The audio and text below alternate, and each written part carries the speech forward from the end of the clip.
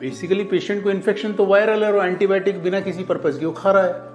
Hello, मैं doctor JP Thakuria from Vaishali hospital and Vaishali clinic. आज हम बात करेंगे सेल्फ मेडिकेशन की। बहुत बार ऐसा होता है, मैं ओपीडी में बैठा होता हूँ, पेशेंट आता है और पेशेंट कहता है कि डॉक्टर साहब मैंने ये दवाई तो ले ली थी। मैं कई बार पूछता हूँ कि आपने किसकी सलाह से लिया है, कि साहब मैंने अपनी मर्जी से ले ली, या मेरा पड़ोसी यही दवा ले रहा था, या मेरे परिवार में कोई ये ले रहा था सर, या गूगल पे देख के मैंने ये दवा ले ली। तो ये एक बहुत ही कॉमन प्रॉब्लम है जो कि कई रोगी फॉलो करते हैं।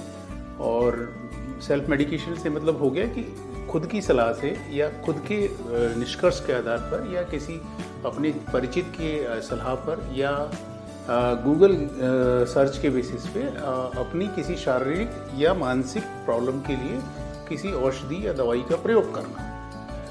अब प्रॉब्लम ये है, इसमें कोई हानि नहीं है, पर प्रॉब्लम ये है कि आप, सबसे पहली बात तो ये है कि आप न तो उस किसी सब्जेक्ट के स्पेशलिस्ट हैं, न आपका वो परिचित वो उस सब्जेक्ट का स्पेशलिस्ट। क्या ऐसा होता है क्या कि आप स्कूटर के मैकेनिक से अपना टेलीविज़न ठीक करा लेते हैं, या आप जो है नल के मैकेनिक से आप अपना प्रेस को ठीक कराते हैं? ऐसा नहीं करते हैं ना। तो फिर इट इज़ एडवाइजेबल कि आप जो सब्जेक्ट का स्पेशलिस्ट है, जो उस चीज़ के बारे में समझता है, जिसका इतना अनुभव है, जिसने इतनी पढ़ाई करी है, इतना अध्ययन करके, डीप अध्ययन करके, क्लिनिकल एक्सपीरियंस लिया है, उसके बाद में वो आपको कोई चीज़ समझाता है, कोई दवाई प्रिस्क्राइब करता है, तो आप उसको फॉलो करें, बजाय कि आप अपने ज्ञान के आधार पर या अपने किसी रिश्तेदार के आधार पर या किसी उसके गूगल सर्च के आधार पर कोई दवाई अपने आप से लेते हैं।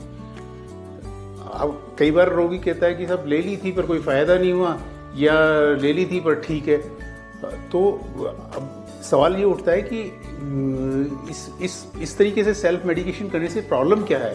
प्रॉब्लम ये है कि जो दवाइयाँ हैं उनसे क्या क्या हानि हो सकती है। मैं फॉर एग्जांपल आपको बताता हूँ कि मोस्ट कॉमन, सबसे बड़ी जो प्रॉब्लम है, सबसे बड़ी जो दवाई मोस्ट कॉमनली रोगी लेते हैं वो होती है एंटीबायोटिक्स। चाहे इन्फेक्शन बैक्टीरियल हो, चाहे वायरल हो, चाहे पैरासाइटिक हो, सबसे पहले रोगी ये सोचता है कि एंटीबायोटिक तो ले ही लेना चाहिए। रोगी मेरे पास ओपीडी में आएंगे कि साहब मैंने ये फला एंटीबायोटिक तो ले लिया।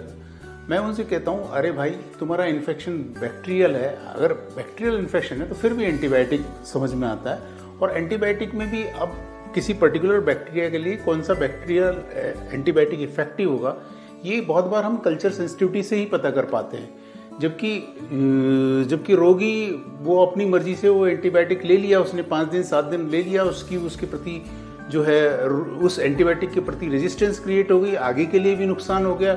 और सुपर बग जो एक बहुत ही इम्पोर्टेंट फिनोमेना है, कभी उसके बारे में बात करेंगे कि व्हाट इज सुपर बग, पर वो एक चीज़ होती है जो एक तरीके से पैदा हो रही है हमारे क्लिनिकल एरियाज़ में।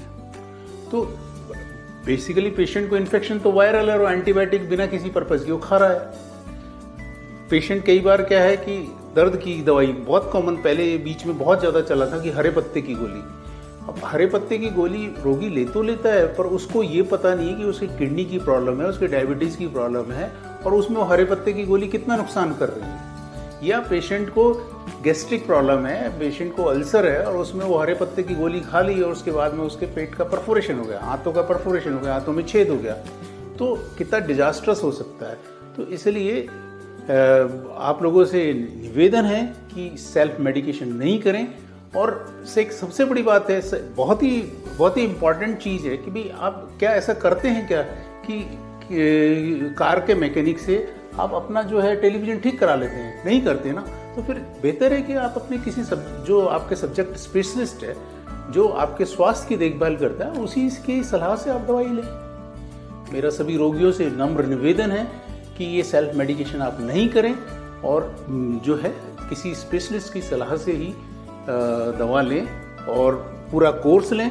कई बार मैंने ये भी देखा है कि रोगी अपनी मर्जी से, अभी कल परसों ही मेरी एक परिचित महिला आई थी, पहले तो उनके कुछ उंगली में कुछ इन्फेक्शन था, तो I was surprise when she said की भी सब, मैंने इसमें कबूतर की बीट भी लगाई थी। अब भाई उस कबूतर की बीट का क्या साइंटिफिक लॉजिक हो गया?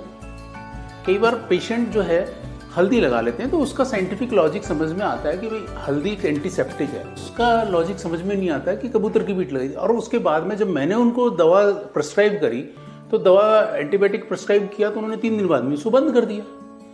आपने अपने लेवल पे डिसीजन करके उसका दवा को बंद कर दिया, जबकि एंटीबायोटिक का एक कोर्स होता है, उसको लेना होता है। तो मेरा रोगियों से सभी से ये निवेदन है कि अपने सब्जेक्ट स्पेशलिस्ट की सलाह को माने और उसी को फॉलो करें। धन्यवाद।